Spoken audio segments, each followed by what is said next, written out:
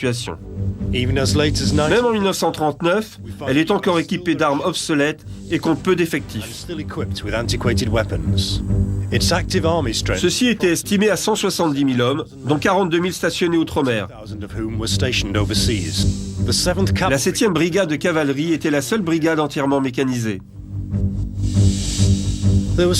Il existait un fort sentiment isolationniste, en souvenir de la guerre des tranchées, et selon lequel la guerre était le problème de l'Europe. Les boys n'allaient pas être envoyés là-bas pour sortir les Européens du pétrin.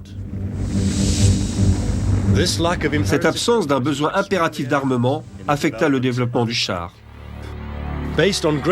Basé sur l'expérience de la Grande Guerre, le rôle du char aux États-Unis était alors de faciliter l'avancée des fantassins lors d'une offensive, selon la doctrine d'emploi de l'époque édictée en 1920. Cela a débouché sur 2 catégories de chars, les chars légers et les chars moyens, respectivement limités à 5 et 15 tonnes. Les restrictions budgétaires des années 20 empêchèrent de nombreux développements, et la seule production lancée fut celle du char T1, qui fut renommé char M1 au printemps 1928. La conception et la construction de ce char fut entreprise par l'US Army dans sa propre usine, le Rock Island Arsenal. Et pour les 2 commandes initiales de 20 et 30 exemplaires, l'usine de Rock Island était parfaitement adaptée.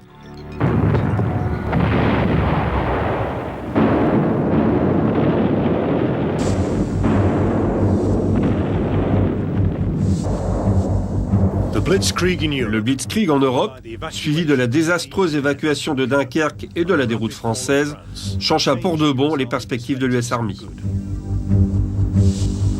2 faits majeurs donnèrent un coup de fouet au développement du Sherman. Le besoin britannique de